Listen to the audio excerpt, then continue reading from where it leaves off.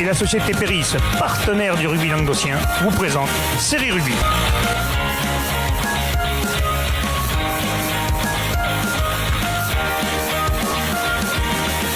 Bonjour et bienvenue sur Série Rugby, votre émission sur le rugby languedocien de la Régionale 3 à la Régionale 1 et même jusqu'à la Fédérale 1.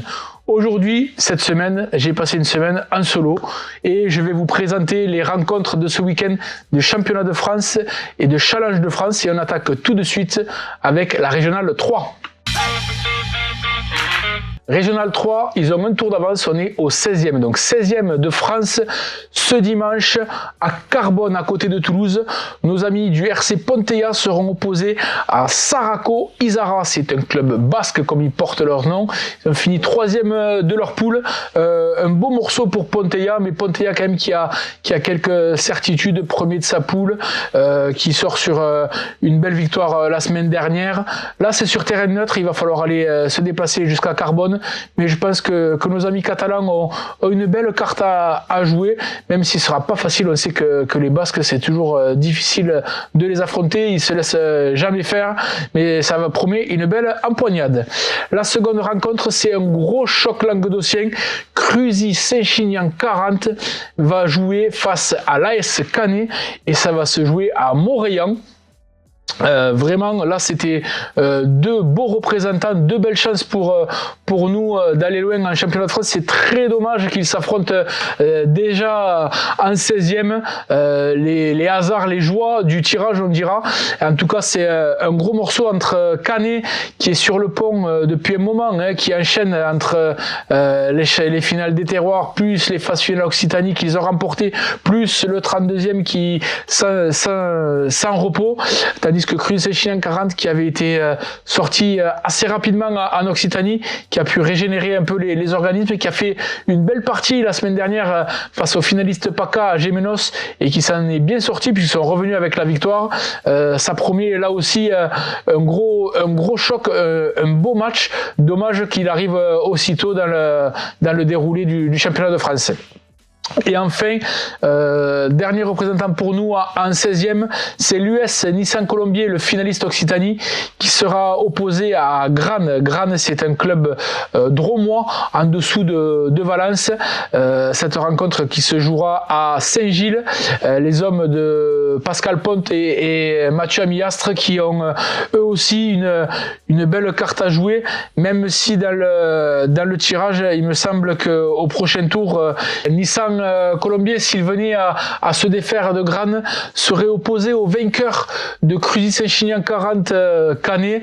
Et là aussi, ce serait encore de belles équipes qui avaient des belles chances, qui se rencontreraient prématurément. On passe maintenant au 16e de Challenge de France avec Vinassan, le champion Occitanie, qui sera opposé à nos amis du Torre Saint-Pons. Et ça se jouera à Olonzac. Ensuite, il y a Bompas, Pia Villelongue, les finalistes qui seront opposés à Garona 15. Donc Garona 15, c'est anciennement Grisol, une équipe du Tarn-et-Garonne pour nos amis catalans. Autre rencontre, le RC Grande-Motte, les Sharks, qui vont rencontrer le Haut-Val-Espire. Ça se jouera à Ouveillan. Là aussi, c'est deux représentants languedociens et catalans qui s'affrontent. Et enfin, la dernière rencontre, nos amis du RAC Cerdagne-Capcir, après le carton de la semaine dernière à 73-0, qui seront opposés à Varennes. Et Varennes, je cherche où c'est. Varennes, c'est dans l'Allier exactement. Et ça se jouera à Séverac, dans l'Aveyron. On passe à la Régionale 2. Les 32e donc de France pour nos équipes de Régional 2 qui ont bénéficié, elles, d'un week-end de repos. On attaque avec l'US Mias, le finaliste malheureux, qui recevra les Ariégeois de Foix pour ce 32e donc. Après, nos amis de Saint-Gély-Pixelou qui, eux, vont se déplacer à Sifour-le-Brusque. Sifour-le-Brusque qui a perdu en finale, c'est un club PACA, qui a perdu en finale.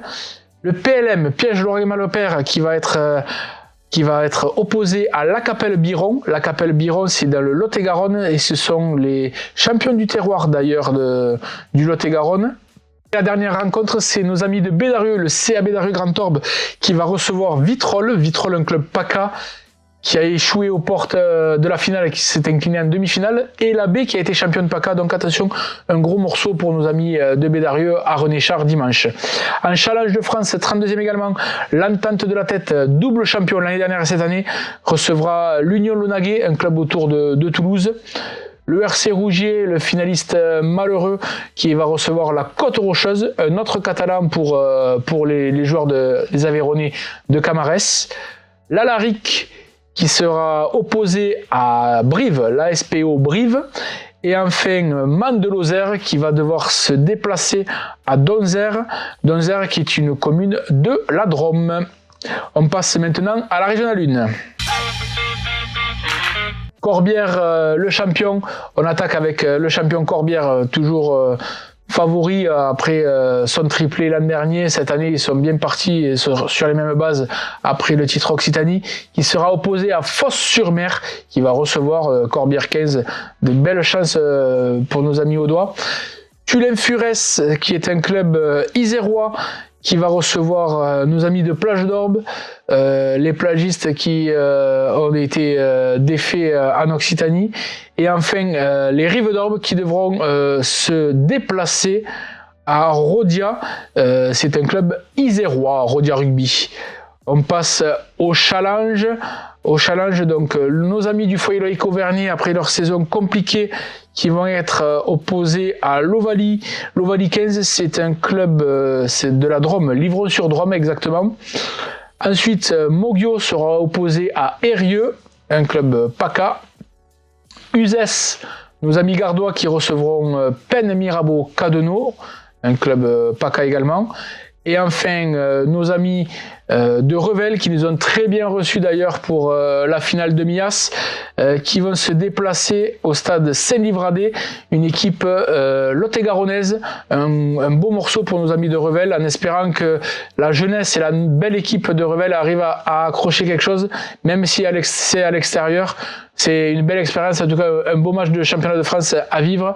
En tout cas, on vous souhaite à toutes nos équipes qualifiées d'aller le plus loin possible, de nous ramener des victoires, des selfies et d'aller le plus loin possible en championnat de France. On se retrouve la semaine prochaine pour le résultat de tous ces matchs. J'espère avec quelques serial chroniqueurs pour m'accompagner, parce que je le répète, c'est pas facile tout seul. Et en tout cas, transpirez bien sur tous les terrains et allez à toutes nos équipes, bonne chance.